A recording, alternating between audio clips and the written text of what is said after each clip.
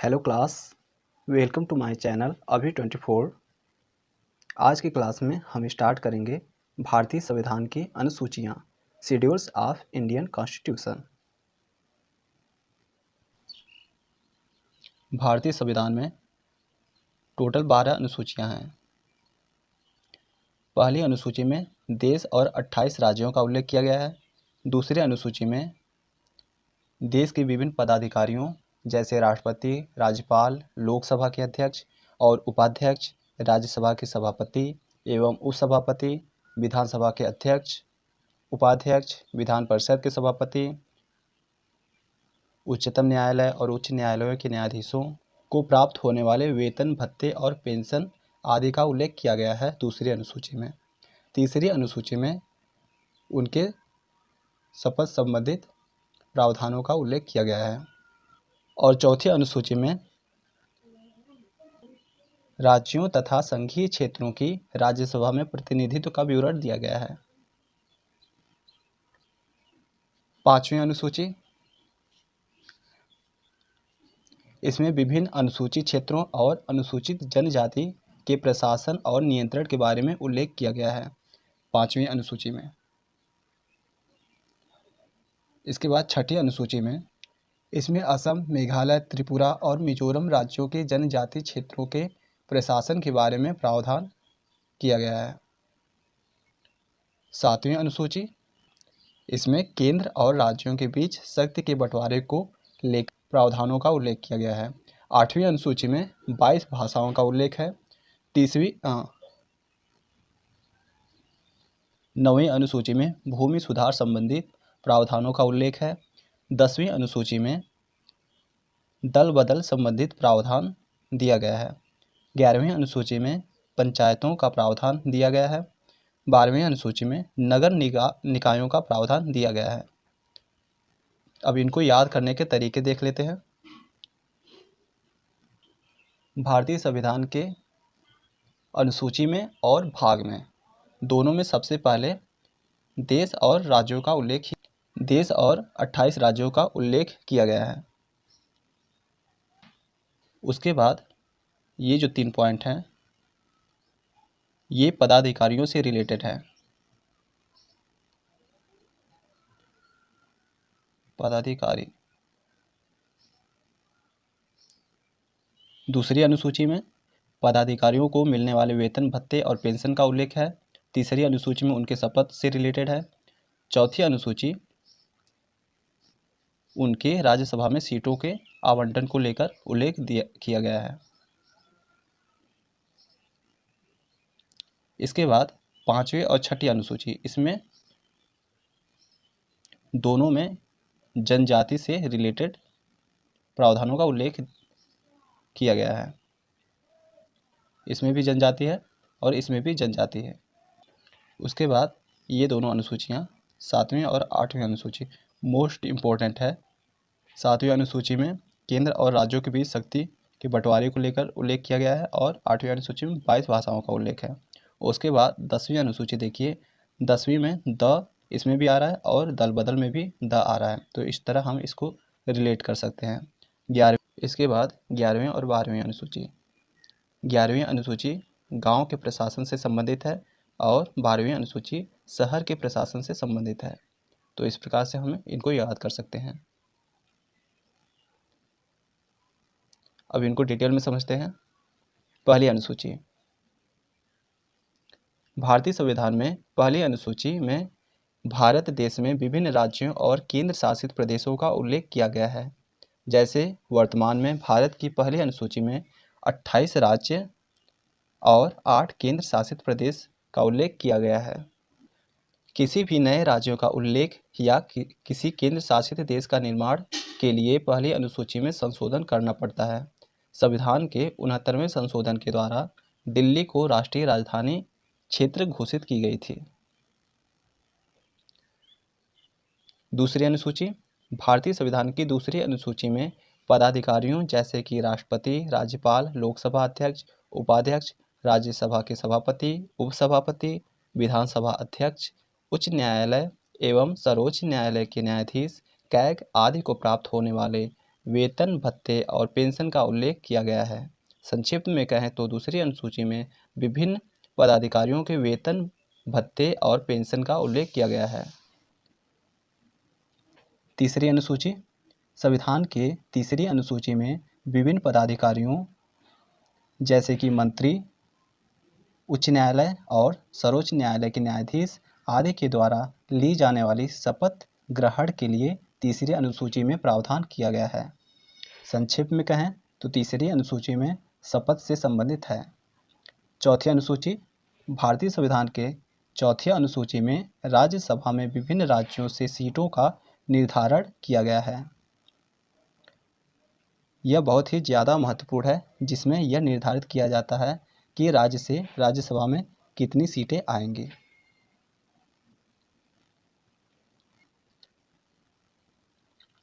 Next है पांचवी अनुसूची। पांचवी अनुसूची में विभिन्न अनुसूचित और अनुसूचित जनजाति के क्षेत्रों का प्रशासन और नियंत्रण के बारे में उल्लेख किया गया है। यह क्षेत्रों भारत के कई राज्यों में फैले हुए हैं, जिनके प्रशासन संबंधित जानकारी पांचवी अनुसूची में दी गई है। छठी अनुसूची, संविधान की छठी अनुसूची में असम, मेघालय, त्रिपुरा और मिजोरम राज्यों की जनजातियों की प्रशासन के बारे में प्रावधान किया गया है। यह अनुसूची भी महत्वपूर्ण है। याद रखने के लिए आप असम, त्रिपुरा, मिजोरम और मेघालय को एटीएम स्क्वायर सबसे याद रख सकते हैं। एटीएम स्क्वायर, ए से असम, टी से त्रिपुरा, एम से मेघालय और दूसरे वाले एम से मिजोरम। नेक्स्ट है जो कि मोस्ट इम्पॉर्टेंट अनुसूची है, सातवीं अनुसूची। संविधान की सातवीं अनुसूची केंद्र और राज्यों के बीच में विभिन्न शक्तियों के बंटवारे के बारे में जानकारी देती है। यह बहुत ही ज़्यादा महत्वपूर्ण है। सातवीं अनुसूची में ही 3 सूचियों का प्रावधान किया गया है, जो कि इस प्रकार हैं: संघ सूची, राज्य सूची, समवर्ती सूची। पहला है संघ सूची, यूनियन लिस्ट।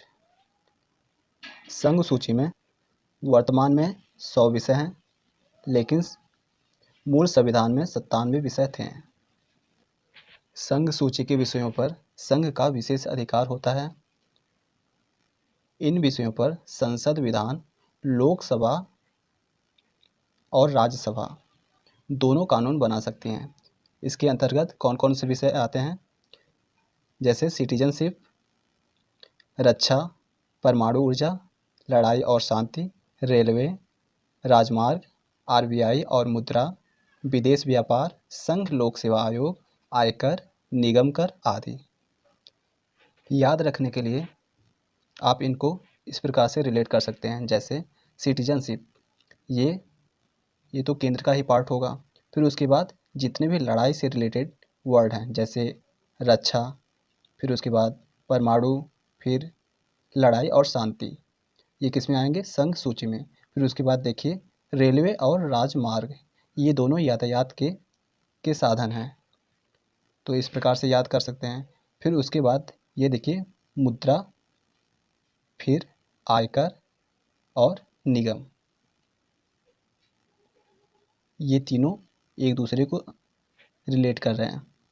ये वाला पॉइंट, ये वाला और ये वाला। और विदेश व्यापार, ये भी एक प्रकार से मुद्रा का ही खेल होता है। और संघ लोक सेवा आयोग में तो संघ है ही, तो इस प्रकार से आप याद रख सकते हैं। इसके बाद राज्य सूची, जिसमें वर्तमान में 61 विषय हैं और मूल संविधान में 66 विषय थे, जिसको हम स्टेट लिस्ट भी बोलते हैं। भारतीय संविधान की 7वीं अनुसूची में इन विषयों पर राज्य का विशेष अधिकार क्षेत्र है, लेकिन संघ राज्य सूची में उल्लिखित विषयों पर निम्नलिखित शर्तों के तहत कानून बना सकता है। जैसे कि यदि राज्यसभा एक प्रस्ताव पारित करती है तो संघ अनुच्छेद 249 के तहत कानून बना सकती है राज्य सूची में। फिर उसके बाद राष्ट्रीय आपातकाल के दौरान केंद्र सरकार अनुच्छेद 352 के तहत राज्य सूची में कानून बना सकती है। उसके बाद अंतर्राष्ट्रीय समझौतों को लागू करने के लिए केंद्र सरकार कानून बना सकती है राज्य सूची में।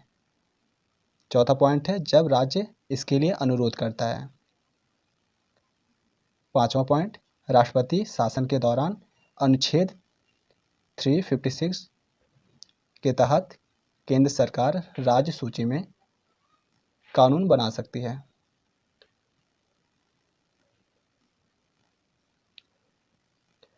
इसके बाद राज्य सूची के अंतर्गत आने वाले विषय हैं जैसे सार्वजनिक व्यवस्था, पुलिस, सार्वजनिक स्वास्थ्य, कृषि आयकर, टोल, लॉटरी, जुआ, बिजली, शराब आदि, जिसमें से मोस्ट इम्पॉर्टेंट है बिजली और कृषि, इसके बाद पुलिस, जो एग्जाम में पूछे जाते हैं। तीसरा है समवर्ती सूची, कॉन्करेंट लिस्ट। वर्तमान में 52 विषय हैं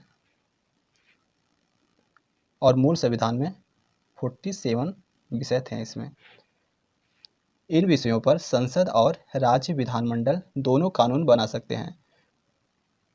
समवर्ती सूची के अंतर्गत आने वाले विषय हैं जैसे आपराधिक कानून, शादी और तलाक, वन, मिलावट, विश्वास, व्यापार संघ, समाचार पत्र, स्टाम्प शुल्क, जनसंख्या नियंत्रण और परिवार नियोजन और भविष्य निधि। इसमें से मोस्ट इम्पॉर्टेंट है वन और समाचार पत्र।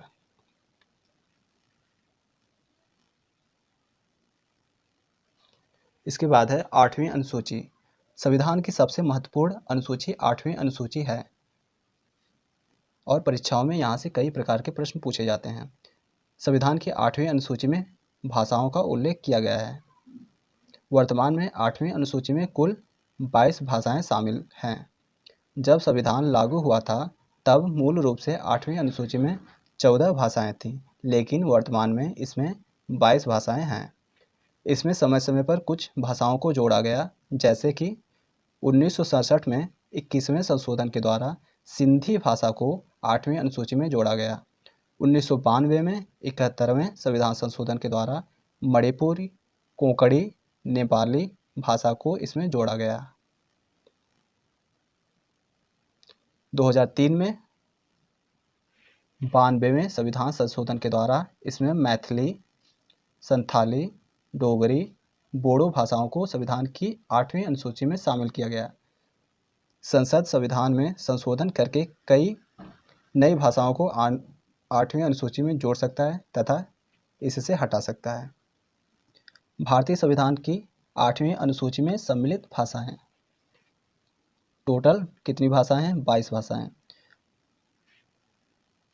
असमिया, उड़िया, उर्दू, कन्नड़, कश्मीरी, कोंकणी, गुजराती, डोगरी, तमिल, तेलुगु, नेपाली, पंजाबी, बांग्ला, बोडो, मणिपुरी, मराठी, मलयालम, मैथिली, संथाली, संस्कृत, सिंधी और हिंदी। ये हमारी 22 भाषाएं हैं जो अनुच्छेद 28 में, अनुच्छेद 8 में दिया गया है। नेक्स्ट है 9वीं अनुसूची। संविधान की 9वीं अनुसूची संविधान के पहले संविधान संशोधन के द्वारा 1951 में जोड़ी गई। इस अनुसूची के तहत संपत्ति के अधिग्रहण का उल्लेख किया गया है। खास बात यह है कि 9वीं अनुसूची में शामिल विषयों को न्यायालय में चुनौती नहीं दी जा सकती। वर्तमान में लगभग इसी अनुसूची में 284 अधिनियम शामिल हैं। नेक्स्ट है 10वीं अनुसूची। संविधान की 10वीं अनुसूची 92वें संविधान संशोधन द्वारा 1985 में जोड़ी गई, जिसमें दल बदल से संबंधित प्रावधानों का उल्लेख किया गया है। 11वीं अनुसूची। संविधान की 11वीं अनुसूची 73वें संविधान संशोधन 1993 में जोड़ी गई। 11वीं अनुसूची में पंचायती राज का उल्लेख किया गया है। वर्तमान में 11वीं अनुसूची में पंचायती राज से संबंधित 29 विषय शामिल किए गए हैं। 12वीं अनुसूची 74वें संविधान संशोधन 1993 के द्वारा जोड़ी गई। संविधान की 12वीं अनुसूची में शहरी क्षेत्र में स्थानीय शासन यानी नगर पालिकाओं का उल्लेख किया गया है। 12वीं अनुसूची में वर्तमान में नगर पालिकाओं के पास 18 विषय शामिल किए गए हैं। तो इस प्रकार भारतीय संविधान की 12 अनुसूचियां समाप्त होती हैं। वीडियो अच्छा लगा हो तो लाइक, शेयर, सब्सक्राइब करें। धन्यवाद।